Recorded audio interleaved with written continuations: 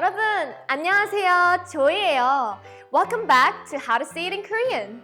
Today, we'll learn how to say the phrase I don't know in Korean. As always, there are many different ways of saying this in Korean. So today, we're gonna be learning one of the most common ways of saying it, which is 몰라요. Let's first practice the pronunciation of 몰라요. 몰라요. 몰라요. 몰라요 is a form of the Korean irregular verb 모르다. This verb literally means to not know or to be ignorant of. This is a great phrase to use when you don't understand what's going on or what someone is saying. If you want to make this more specific, you can add in the noun of what you don't know before 몰라요. I do not know Korean. 한국어 몰라요.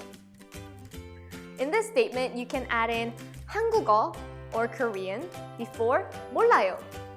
Now that you know how to say I don't know in Korean, get out there and tell all your professors that you have no idea what they're talking about.